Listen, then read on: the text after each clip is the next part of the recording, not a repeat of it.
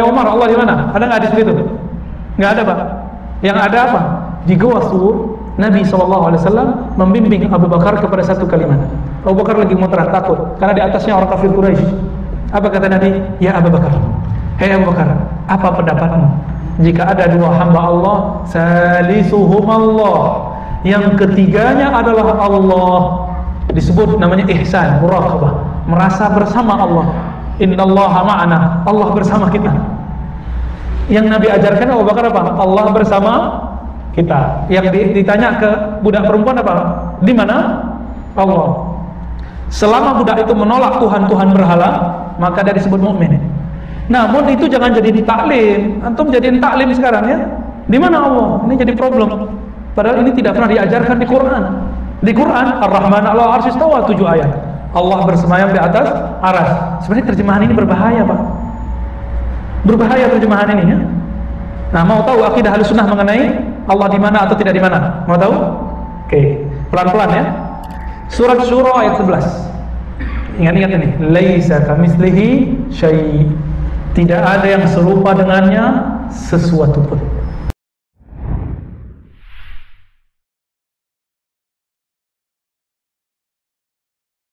Muslimin muslimat. Jadi mereka ini semuanya ahli akidah. Imam Malik juga ditanyakan kepadanya masalah-masalah akidah. Cuman karena bid'ah tidak banyak hari itu dalam masalah akidah, belum membutuhkan untuk menulis secara khusus tentang madhab. Kalau kita hari ini, kenapa banyak bicara tentang masalah akidah? Karena setiap saat dibuka YouTube, dibuka Facebook, dibuka Twitter, dibuka apa namanya, saya tidak tahu. Yang tahu hanya Facebook aja dengan WA. Yang lain saya tidak tahu. Yang nama Instagram apa saya tidak pernah tahu. Buka apa penting. Twitter sampai sekarang tidak berhasil saya buka. Ya, banyak sekali langkah-langkahnya. Isi ini, isi itu. Nah, saya tidak mau bersyarat. Ya, WA ini kalau bukan karena disuruh, saya tidak mau juga. Pasalnya kuliah harus pakai, apalagi daring sekarang. Kalau tidak mau juga lah. Jadi kaum muslimin muslimah, saking banyaknya, ya banyaknya, akhirnya terlaksana banyak pembicaraan. Dulu orang lurus saja.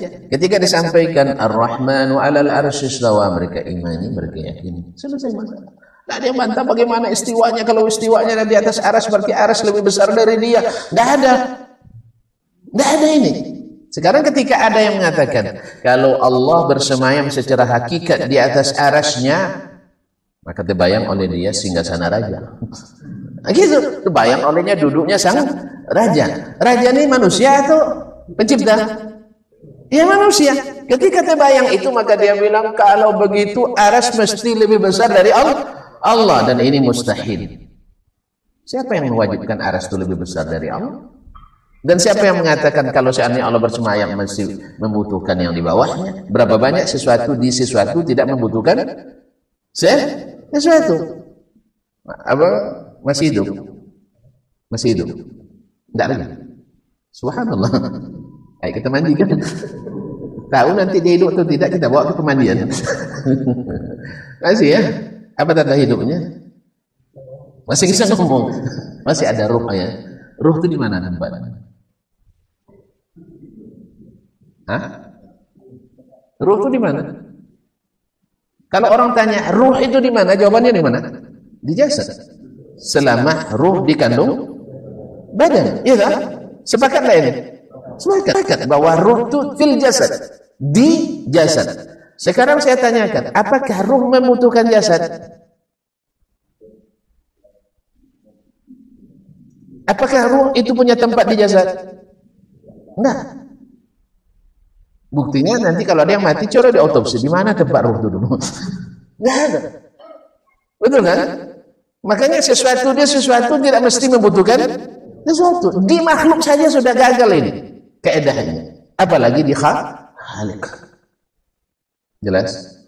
Sekarang saya nanya, Bapak ada ilmunya? Masih ada ilmu? Sedikit, bilang aja sedikit. Nah, ya. Minimal ilmu tentang berkeluarga kan sudah punya, lebih dari kami malah. Anak berapa, Pak? Hanya 7. Miskin. Alhamdulillah, 7 sedikit, Pak. Tapi bagi kami sudah sangat banyak. Saya inginnya sebenarnya minimal 5 anak. Cuma sampai sekarang baru kasih rezeki 3. Itu pun 1 udah pergi, tinggal 2. Nah, cuma nak nambah istri tak boleh. Itu masalahnya. Akhirnya terasa ridho dengan apa yang Allah bagikan. Lumayanlah dua kan, ada yang tidak kan, itu lagi terpaksa disabar-sabarkan hati. Saya ingin banyak sebenarnya, tapi tak ada kesempatan. Tidak dikasih rezeki, alhamdulillah. Ini harusnya kan ingin banyak itu harus banyak. Iya lah. Nah, alhamdulillah Bapak, masya Allah, semoga Allah berkahi ya. Sekarang punya ilmu kan? Tidak usah sedikit banyak, saya tidak nanya sedikit banyaknya. Ada ilmu kan? Ada. Di mana ilmu Bapak? Di mana ilmu? Bantu jawab. Bil jasad juga maksud. Orang selalu ilmunya di akal gitu ya. Di akal. Baik. Syaratnya, apakah ilmu itu menempati akal? Tidak juga. Jadi kaum muslimin dan muslimat, buktinya ketika ilmu itu lupa, coba cari di mana tempatnya di akal. Nah, akal sendiri.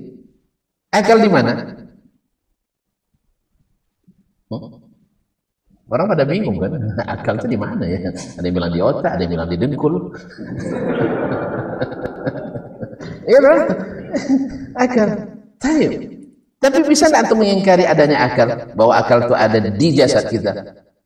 Nggak ada, semuanya aku itu. Tapi apakah akal membutuhkan jasad? Menempati jasad? Ya tidak. Makanya Allah bersemayam di aras mesti bertempat. Tidak sah kaedah ini. Ini kaedah batil. Maka memakai kaedah ini selalu berujung pada kaedah yang batil, ujungnya akidah yang batil. Oleh itu kaum muslimin dan muslimat, ini enggak ada yang seperti ini di pemahaman as-salaf. Enggak ada dulu di kalangan sahabat, enggak dibahas di kalangan tabi'in. Kalau sempat ada yang bahas, keluar kitab dulu. Keluar kitab. Karena mereka ketika mendengar, mereka paham bahwa kalau Allah dan Rasul memberitakan, wajib dibenarkan. Selesai. Soal masuk akal tak masuk akal, sebenarnya masuk akal semua. Ya, sebagaimana antum bisa terima, saya punya akal, tapi tidak tahu di mana tempatnya akal itu. Yang jelas di otak saya. Otak di mana? Otak juga masih debatable. Ada yang bilang di dengkul, otakmu di dengkul. Ada yang bilang di hati. Versi Al-Quran kan di akal itu di hati. Lahum qulubun la yaqiluna biha. Tapi ada versi para ahli neurologi bahwa akal itu otak itu di kepala. Ada otak kanan, ada otak kiri, ada otak tengah. Nah, walaupun sebagian itu hanya mengatakan hanya anekdot saja, ya tidak ada hakikinya. Wallahu taala ala kulli hal, ya kita karena kita bukan ahlinya kita bilanglah terserah. Ini kan juga tidak ada yang dalil khususnya. Tapi Allah mengatakan akal itu di qalb. Lahum qulubun la yaqiluna biha. Saya lebih yakin dengan ini dari pendapat para ahli tersebut, tetapi saya juga tidak berani membantah mereka. Mereka kan melihat otak kan, bukan melihat akalnya. Nah, sekarang ada akal atau tidak? Ada. Di mana?